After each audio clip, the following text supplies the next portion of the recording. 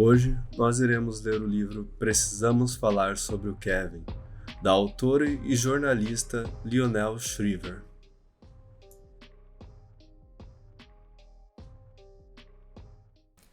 (8 de novembro de 2000) Querido Franklin, não sei ao certo por que um incidente banal dessa tarde acabou provocando em mim a vontade de lhe escrever.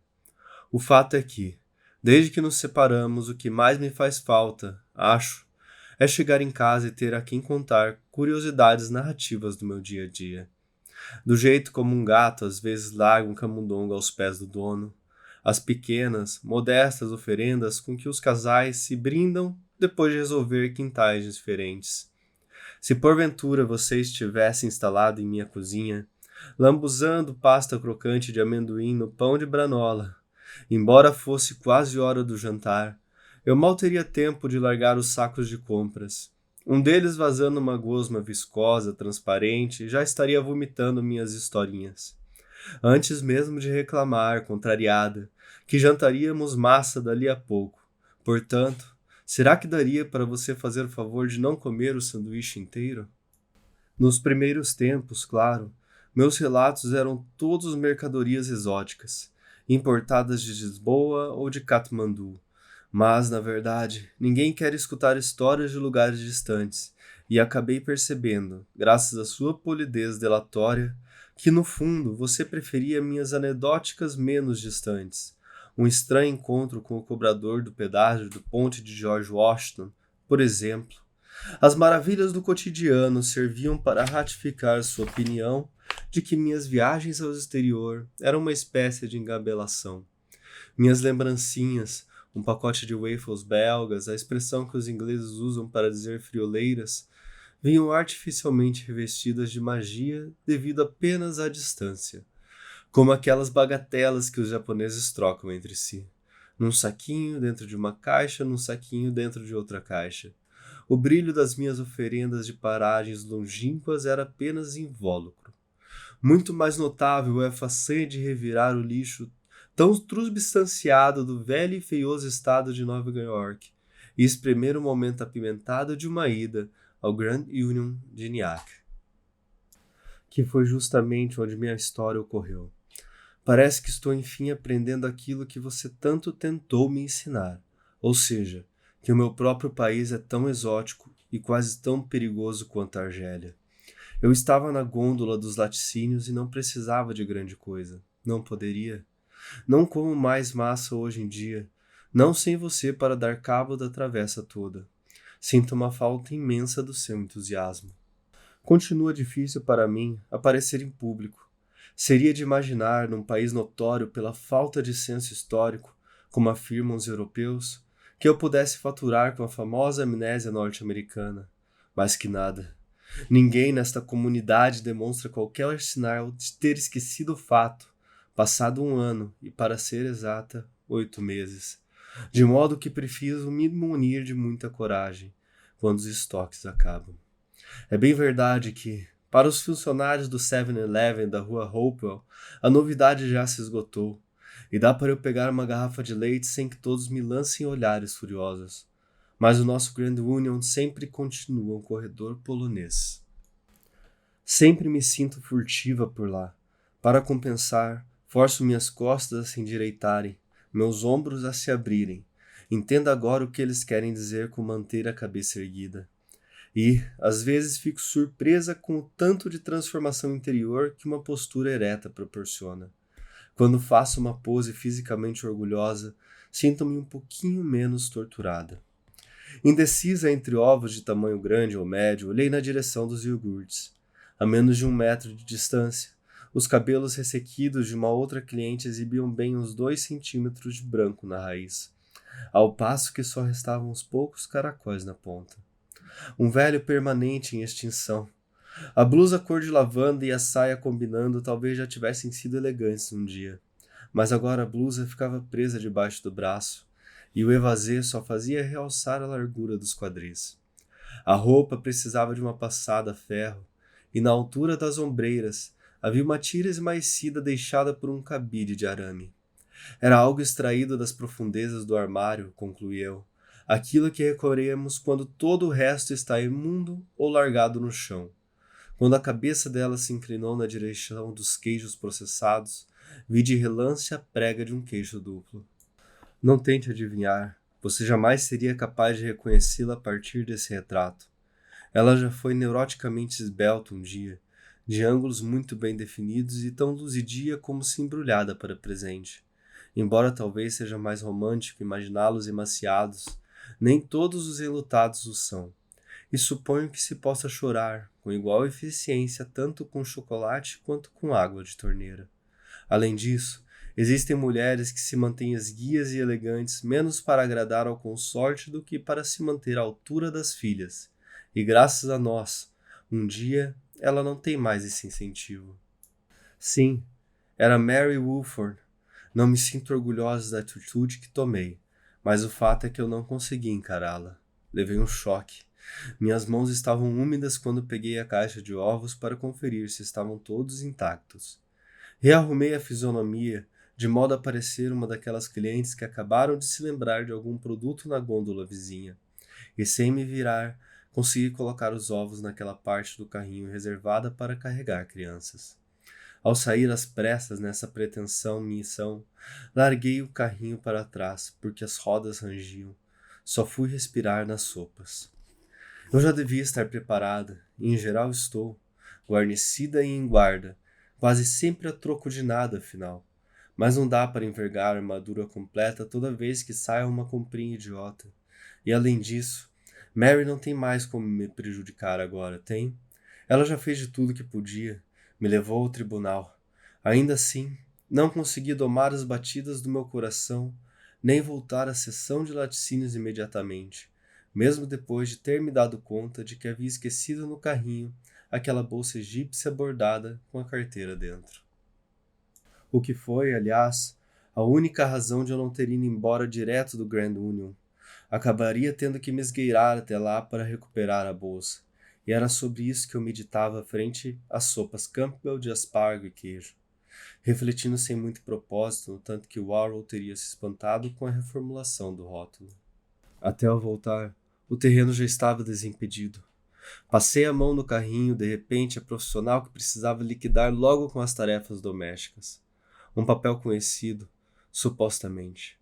Entretanto, faz tanto tempo que não penso em mim dessa forma que tenho certeza de que o pessoal na minha frente, na fila do caixa, deve ter atribuído aquela impaciência toda menos à impreciosidade da mulher que trabalha fora para quem tem tempo e dinheiro, e mais ao pânico suado e urgente de uma fugitiva.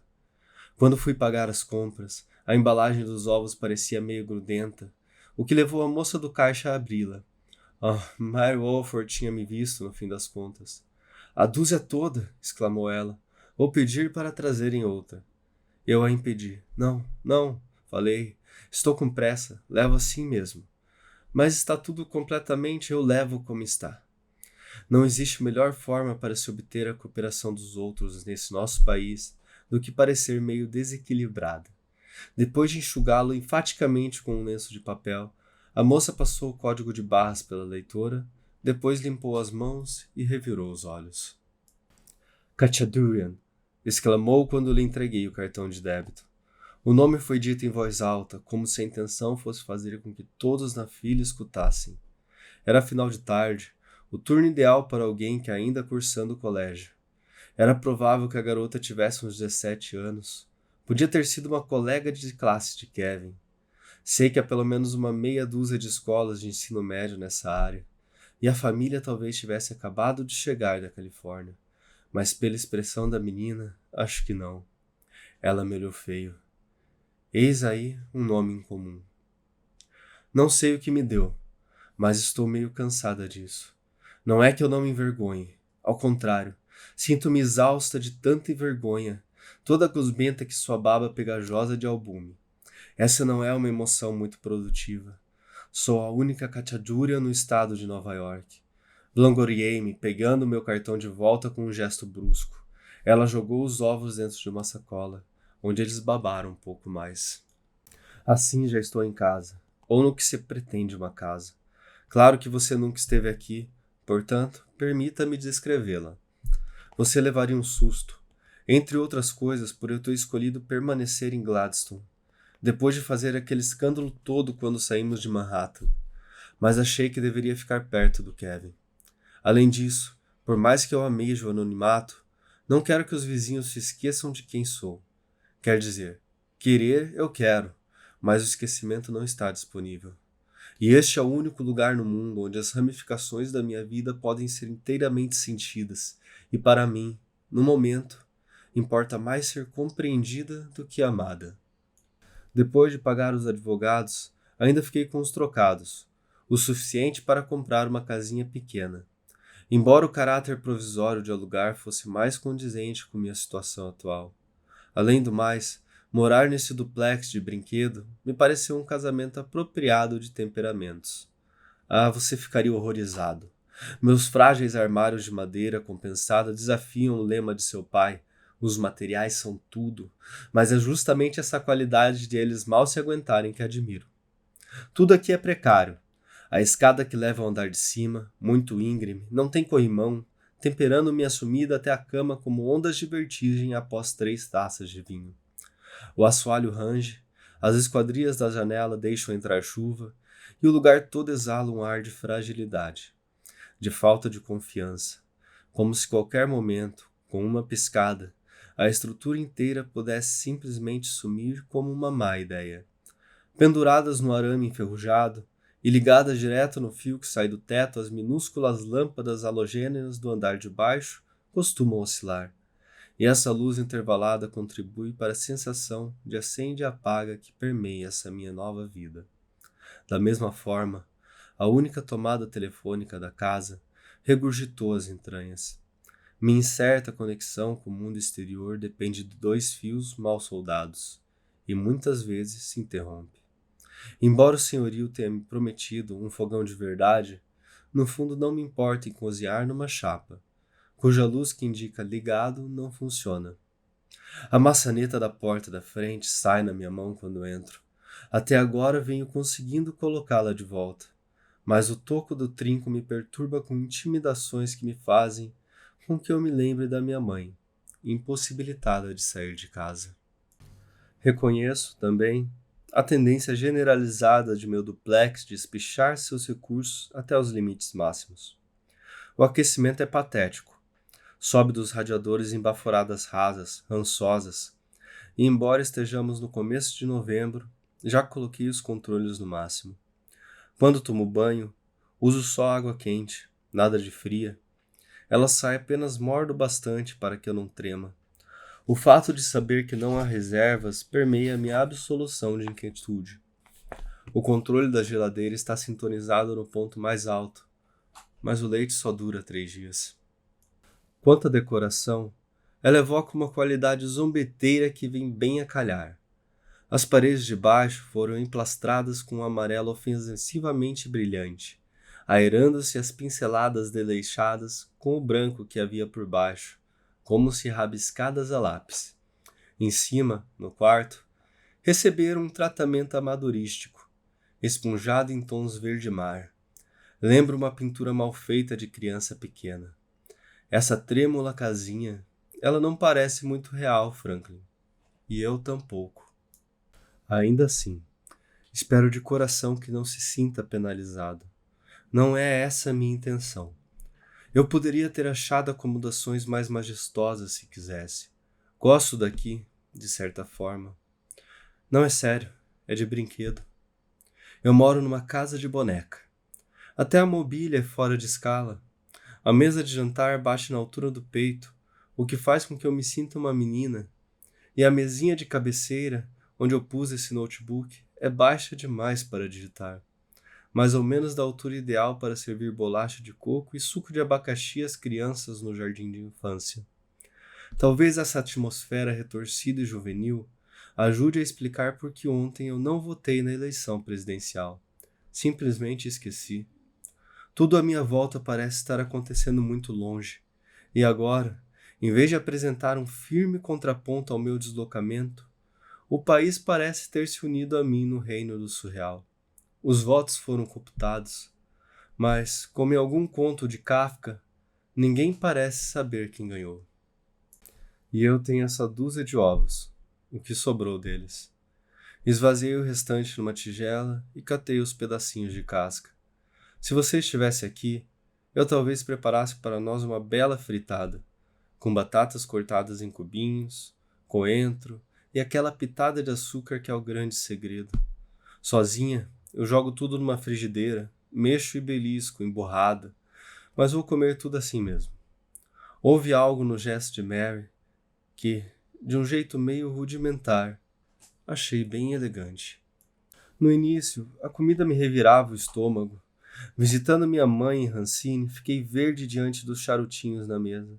Muito embora ela tivesse passado o dia inteiro escaldando folhas de uva e preparando o recheio de carne de carneiro e arroz para fazer rolinhos perfeitos. Lembrei que ela poderia congelá-los. Em Manhattan, quando eu cruzava a apressada DL da Rua 57, a caminho do escritório de advocacia do Harvey, o cheiro apimentado de gordura de pastrame me embrulhava o estômago. Mas a náusea passou e senti falta daquele odor. Quando, depois de 4 ou 5 meses, comecei a ter fome, uma fome de leão, na verdade, esse apetite todo me pareceu impróprio, de modo que continuei fazendo o papel da mulher que perdera o interesse pela comida. No entanto, depois de um ano enfrentei o fato de que aquele teatro todo estava sendo desperdiçado. Se eu ficasse cadavérica, ninguém iria se importar. O que será que eu esperava? Que você cingisse minhas costelas como aquelas mãos enormes feitas para medir cavalos? Que me erguesse para o alto e em tom sério me repreendesse com a censura que faz as delícias recônditas de toda mulher ocidental? Você está magra demais. De modo que agora eu tomo café da manhã com croissants e cato cada migalha com dedos úmidos. Picar repolho metodicamente ocupa uma parte dessas noites compridas.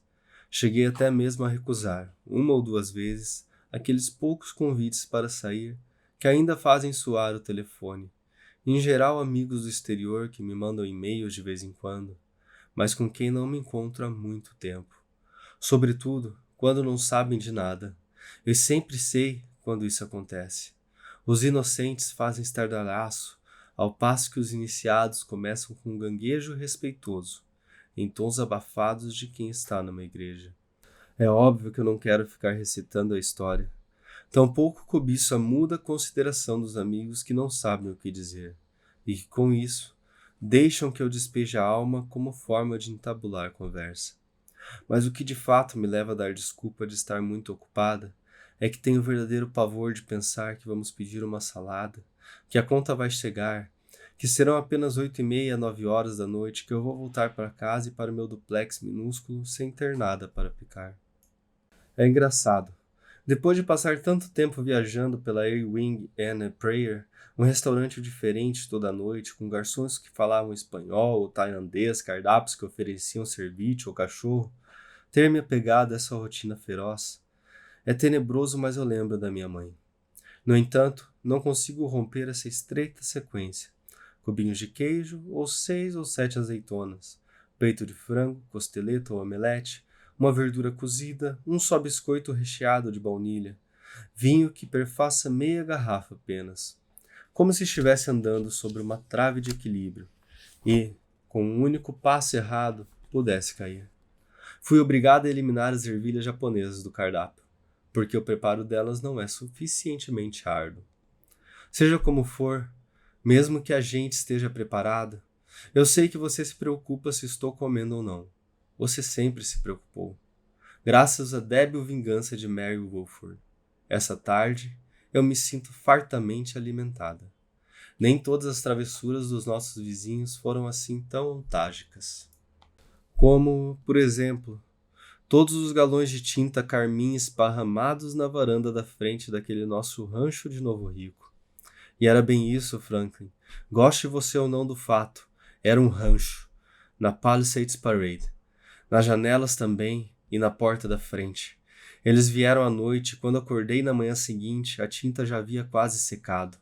Na época foi mais ou menos 1 mês depois, que não me dar aquela quinta-feira, pensei que nada mais poderia me horrorizar ou magoar. Imagino que seja uma noção comum essa, a de que já estamos tão avariados que a própria avaria, em sua totalidade, acaba nos deixando mais seguro. Foi ao virar da cozinha para a sala de estar naquela manhã que reconheci a ideia de estar lacrada para as frioleiras. Sufoquei um grito.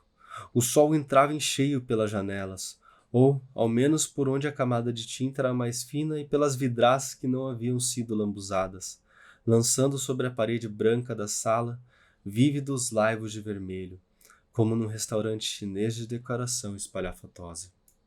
Sempre adotei a política, que você aliás admirava, de enfrentar meus receios, embora ela tenha sido concebida nos tempos em que meu maior temor era me ver perdida numa cidade estranha, uma brincadeira de criança.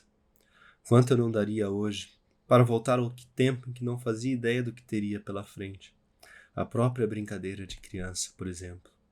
O fato é que é difícil largar velhos hábitos, de modo que, em vez de voltar correndo para nossa cama e puxar as cobertas, resolvi investigar os danos. No entanto, a porta da frente não quis abrir. Estava grudada devido àqueles grosso esmalte de cor carmesim. Ao contrário da tinta látex, o esmalte não é solúvel em água. E tinta e esmalte é cara, Franklin. Alguém investiu uma bela bolada. Claro que nossa antiga vizinhança tinha uma série de deficiências, mas falta de dinheiro nunca foi uma delas. Assim, saí de roupão pela porta lateral e dei a volta, inspecionando o trabalho artístico dos nossos vizinhos. Senti que meu rosto assumia aquela mesma máscara impassível descrita pelo New York Times durante todo o julgamento. O Post, pelo menos dedicado, descreveu minha expressão durante o tempo todo como de desafio. E nosso periódico local, o Journal News, foi ainda mais longe. Pela implacabilidade inexorável de Eva Khatchadurian, seu filho poderia não ter cometido nada mais chocante que enfiar o rabo do cavalo de uma menina dentro de um tinteiro. Admito que enrijeci no tribunal, que espremi os olhos e suguei as bochechas de encontro aos molares. Lembro-me de ter me apegado a um dos seus lemas de Durão. Não deixe eles verem você suando. Mas, Franklin, de desafio, eu estava tentando não chorar. O efeito chegou a ser magnífico para quem gosta de sensacionalismo, coisa que, àquela altura, de fato, não era meu forte. Parecia que a casa estava com a garganta cortada, espalhada em impetuosos e arrebatados rorschachs. O tom escolhido era de um meticuloso tal intenso, forte, exuberante, com um quê de azul arroxeado, que talvez tivesse sido encomendado. Pensei estupidamente que, se por acaso os culpados houvessem encomendado aquela cor específica, em vez de comprar uma lata na cor padrão, a polícia talvez pudesse pegá-los. Mas eu não estava disposta a entrar numa delegacia de polícia de novo, a menos que fosse preciso. Meu kimono era fininho, aquele que você me deu no nosso primeiro aniversário de casamento em 1980, feito para ser usado no verão. Era o único que havia sido presente seu e eu não queria saber de outro.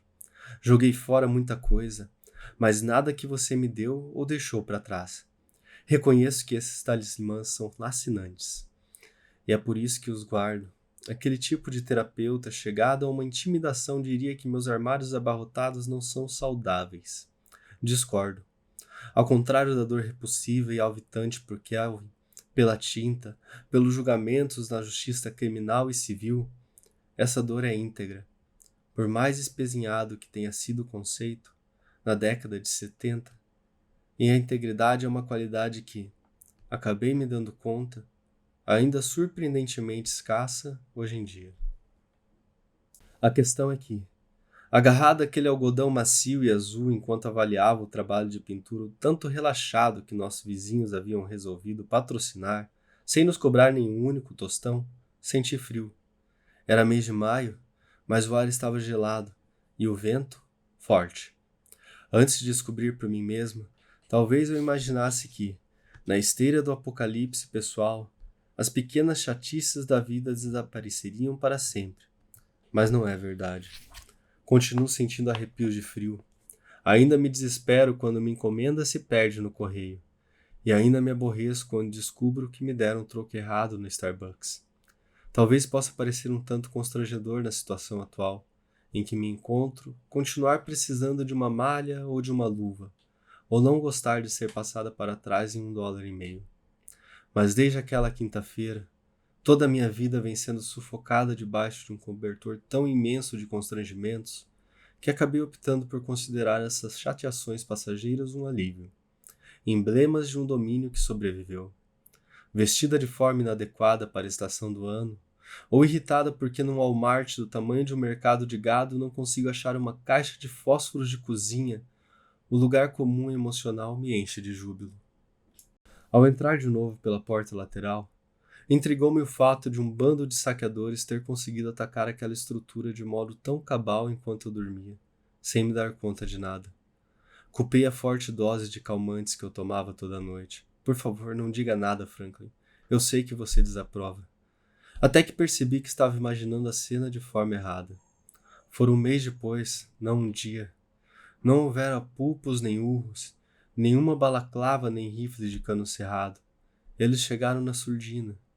Os únicos ruídos foram galhos quebrados, um baque surdo quando a primeira lata esbofeteou a porta de mogno brilhante, um murmúrio oceânico de lambida de tinta no vidro, um imperceptível ratatá enquanto caíram pingos com barulhos iguais a de chuva grossa.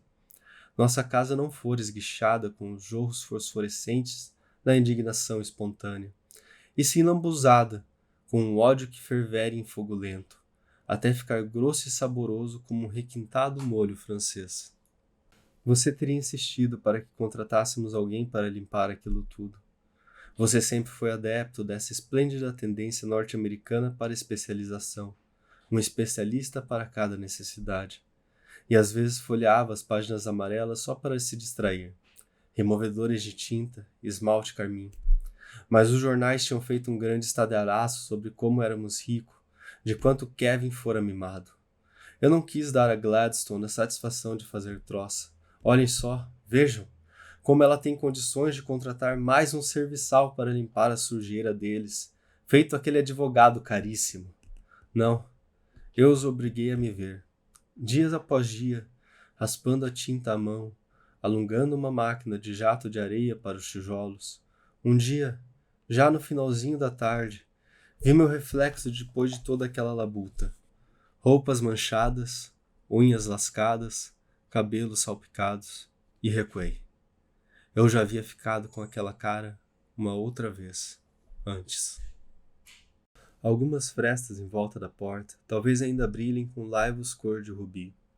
Lá nas profundezas alcantiladas dos tijolos facilmente de época, talvez ainda reluzam algumas gotas de rancor que não pude alcançar com a escada. Eu não saberia dizer. Vendi a casa. Depois do processo no cível, fui obrigada. Eu achava que teria problemas para me livrar da propriedade.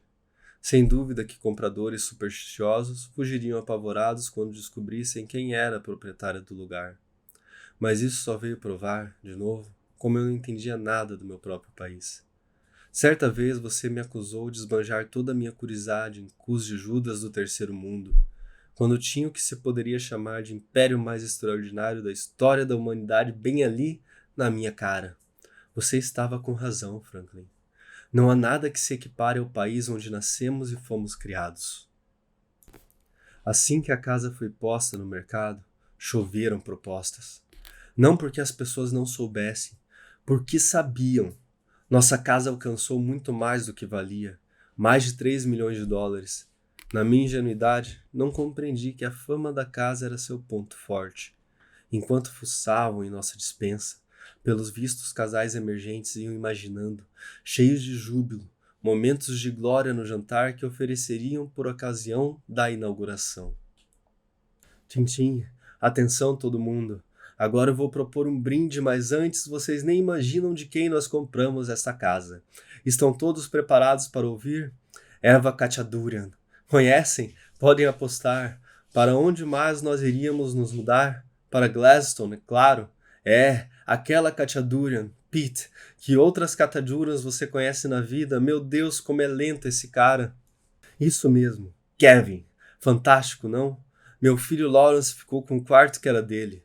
Outro dia tentou me levar na conversa. Disse que tinha que ficar comigo para assistir a Henry, retrato de um serial killer, porque o quarto dele estava assombrado pelo Kevin Ketchup. Tive que desapontar o garoto. Vai me desculpar, eu disse, mas Kevin Ketchup não pode estar assombrando seu quarto, porque o desgraçável miserável continua vivinho da Silva em algum presídio juvenil estadual. Se fosse por mim, cara, aquele mequetrefe tinha pego cadeira elétrica. Não foi tão ruim quanto a Columbine. Quantas foram? 10, meu bem? 9, certo, 7 garotos, 2 adultos. A professora que ele matou era meio que a grande defensora do moleque, coisa assim. E eu não tenho nessa de ficar culpando os outros, os vídeos, o rock. Nós crescemos escutando rock, é ou não? E nenhum de nós saiu feito doido matando todo mundo na escola. Veja o Lawrence. O garoto adora ver sangue na televisão, não importa quão realista seja. Ele nem pisca, mas quando o coelho dele foi atropelado, chorou durante uma semana. Eles sabem ver a diferença. Nós estamos criando os nossos filhos para saber o que é certo e o que é errado. Talvez pareça injusto, mas a gente no fim tem que se perguntar sobre os pais.